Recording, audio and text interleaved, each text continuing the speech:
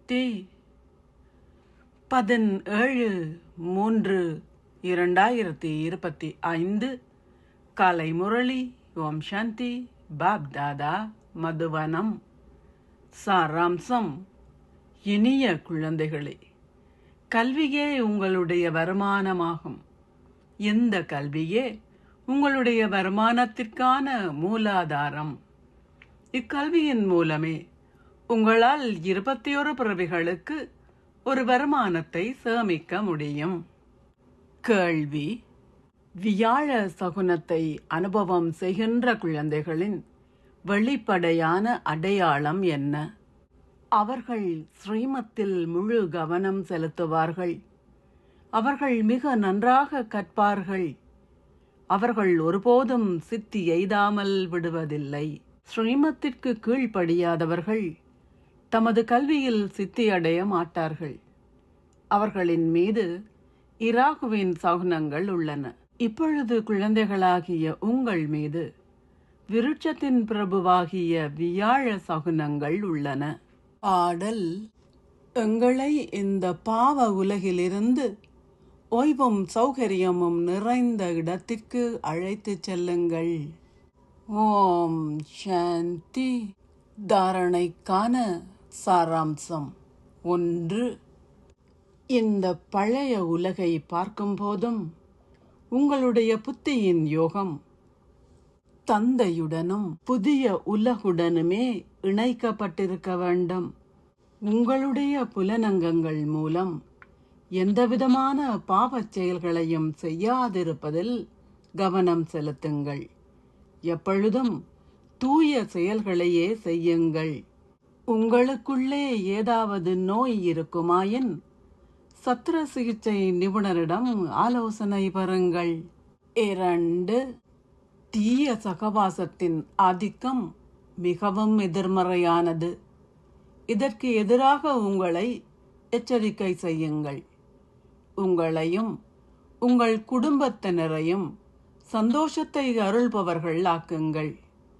கற்காமல் இருப்பதற்கு ஒருபோதும் சாக்கு போக்கு கூறாதீர்கள். ஆசீர்வாதம். நீங்கள் ஓர் உலக உபகாரியாகி உங்களின் மேன்மையான உணர்வுகளால் எல்லோருக்கும் அமைதி மற்றும் சக்தியின் கதிர்களை வழங்குவீர்களாக. தந்தையின் எண்ணங்களிலும் வார்த்தைகளிலும் எப்போதும் நன்மை செய்யும் உணர்வுகளும் நல்லாசிகளுமே இருப்பதை போல் குழந்தைகளான உங்களின் எண்ணங்களும் உலகிற்கான நலம் தரும் உணர்வுகளாலும் நல்லாசிகளாலும் நிறைந்திருக்க வேண்டும். நீங்கள் இந்த பணியை செய்யும்போது உலகில் உள்ள ஆத்மாக்கள் எல்லோரும் உங்களின் முன்னால் இருக்க வேண்டும். மாஸ்டர் ஞான சூரியனாகி உங்களின் தூய உணர்வுகளினதும் மென்மையான நல்லாசிகளினதும் அடிப்படையில் தொடர்ந்தும் அவர்களுக்கு அமைதி மற்றும் சக்தியின் கதிர்களை வழங்குங்கள். அப்போது நீங்கள் உலக உபகாரி எனப்படுவீர்கள்.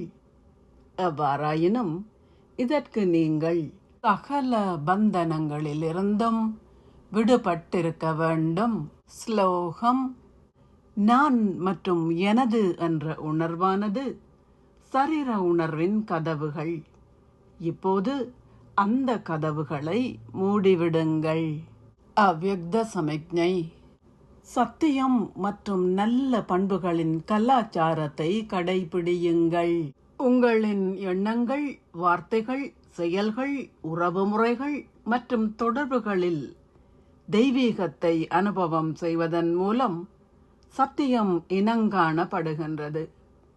நான் எப்போதும் சத்தியத்தையே பேசுகின்றேன் என யாராவது சொன்னாலும் அவரின் வார்த்தைகள் அல்லது செயல்களில் தெய்வீகத்தன்மை இல்லாவிட்டால் மற்றவர்கள் அந்த சத்தியத்தை சத்தியமாக உணரமாட்டார்கள்.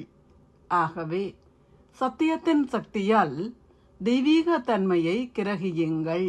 நீங்கள் எதை சகித்து கொள்ள வேண்டியிருந்தாலும் பயப்படாதீர்கள். காலத்திற்கேற்ப சத்தியம் இயல்பாகவே நிரூபிக்கப்படும். ஓம் சாந்தி. நன்றிகள் பாபா.